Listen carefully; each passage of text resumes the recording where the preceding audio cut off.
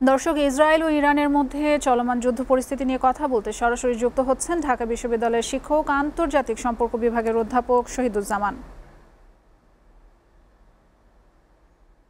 Sir, SATV সংবাদে আপনাকে স্বাগত জানাচ্ছি। ইসরায়েল এবং ইরানের সংঘাত নিয়ে আমরা যে নিউজটি দেখছিলাম, যে ইসরায়েল ইরানের সংঘাত এখন কোন দিকে যাচ্ছে বলে আপনি মনে করছেন? ধন্যবাদ। দেখুন, আমার মনে হয় যুদ্ধের বিস্তৃতিকরণের সম্ভাবনাই বেশি এবং এর জন্য ইসরায়েল দায়ী। ইসরায়েল যদি প্রথমেই তার যে আঘাত করেছিল তারপর যদি সে সম্পূর্ণ নিশ্চুপ হয়ে যেত, তাহলে হয়তো কোনো বিস্তৃতিকরণের দিকে ইরান নাও যেতে পারতো। তবে যেটা ঘটেছে যে ইরান অ্যাবসলিউটলি অপ্রস্তুত ছিল এবং এটা অত্যন্ত কি বলে, কৌশলগত দিক থেকে এটা কিছুতেই মেনে নেওয়া যায় না যে কেন ইরান তার যে নেতৃত্ব, তার আণবিক যে বৈজ্ঞানিক এবং সমরবিদদের কেন তারা নিরাপদ আশ্রয়ে আগে থেকে রাখার ব্যবস্থা করেনি। কেননা এর আগেও কিন্তু ইসরায়েল এভাবে ইসরায়েলের সামরিক নেতাদের হত্যা করেছে দূর থেকে।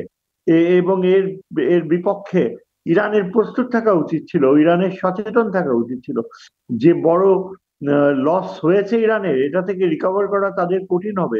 কেননা নেতৃত্ব দানকারী সমরবিদরা একবার এইভাবে এতজন মৃত্যুবরণ করলে তখন কিন্তু একটা বিরাট মোরাল ডাউন হয়ে যায়। এর সুযোগ নিবে ইসরায়েল, এবং যেহেতু ইসরায়েলের সুযোগ নিচ্ছে, ইরান এখন বাধ্য হয়েই তার যে সমস্ত মিসাইলের ভান্ডার সেটাকে ব্যবহার করছে। এবং এটা অবশ্য কিছুটা কনসোলেশন পাওয়া যায় যে ইসরায়েলের কিছুটা ক্ষতি করতে পারছে।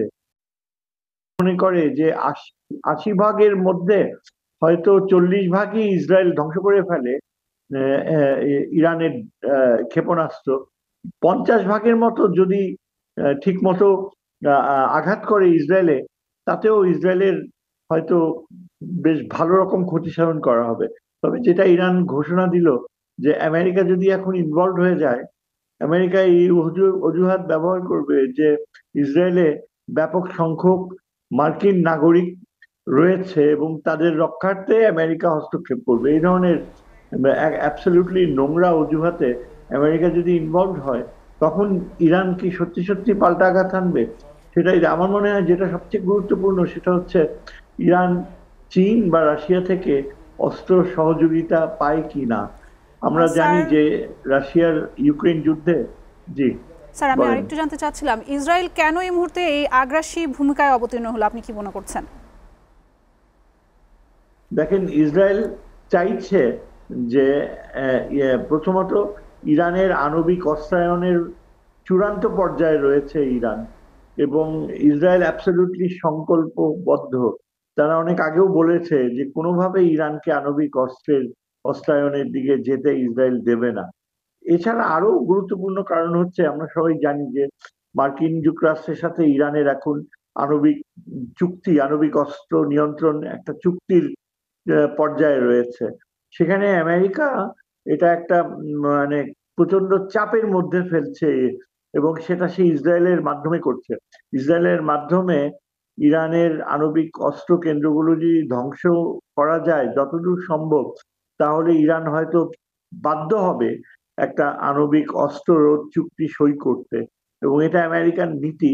এই নীতি তারা অতীতেও ব্যবহার করেছে অন্যান্য জায়গায়, এবং ইরানকে এইভাবে তারা মনে করছে যে যদি ইসরায়েল উপযুক্ত একটা আঘাত হানে, তখন ইরানের আর কোনো উপায় থাকবে না, বাধ্য হয়ে আণবিক অস্ত্রে চুক্তির ক্ষেত্রে আমেরিকান শর্তগুলো সে বাধ্য হয়ে মেনে নিবে।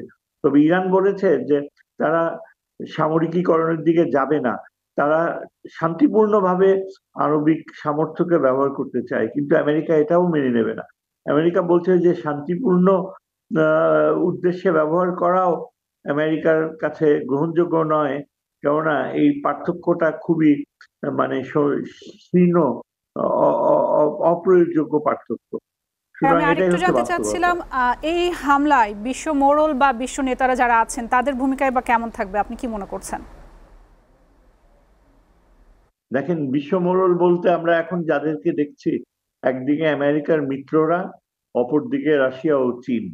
আমেরিকান মিত্ররা, স্পেশালি এই যে ইউরোপীয় দেশগুলো যেমন জার্মানি, ব্রিটেন, এরা কোনোভাবেই এটা স্বীকার করছে না যে যে ইসরায়েল চূড়ান্তভাবে আন্তর্জাতিক আইন ভঙ্গ করেছে।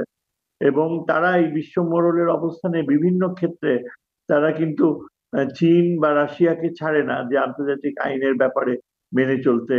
আমাদের মতো যে যেসব দেশগুলো তাদেরকেও তারা সবসময় সবক শেখায়। কিন্তু এখানে যে ইসরায়েল চূড়ান্তভাবে আন্তর্জাতিক আইন ভঙ্গ করছে, সেখানে এই বিশ্ব মোড়লরা এটা বলছে না যে ইসরায়েলকে এখনই থামানো উচিত, ইসরায়েল আন্তর্জাতিক আইনের লঙ্ঘন তারা মানবে না, ইসরায়েলকে জাতিসংঘের নিরাপত্তা পরিষদে তার বিরুদ্ধে অ্যাকশন নেওয়া হোক, কোনো কিছুই তারা করছে না। বরং আমেরিকা আরো উস্কানি দিচ্ছে। আর আমাদের যেটা দুঃখের ব্যাপার হচ্ছে যে চীন সরাসরি ইরানকে সহযোগিতা না করে এটা বলছে যে তারা মেডিয়েট করতে চায়, অর্থ যদি ইসরায়েল আর ইরানের মধ্যে যদি মধ্যস্থতা করা সম্ভব তাহলে সেটা সে করবে। এটা চীনের কাছে আশা করা যায় না, রাশিয়ার কাছেও আশা করা যায় না। আমরা আশা করব যে আগামী দিনগুলোয় যদি ইসরায়েল আঘাত হানতে থাকে, তাহলে রাশিয়া ও চীন যেন উন্নত মানের ক্ষেপণাস্ত্র দিয়ে ইরানকে সাহায্য করে, এটাই কাম্য, এবং এটাই আমার মনে হয় ইসরায়েলকে নিবৃত্ত করতে পারবে।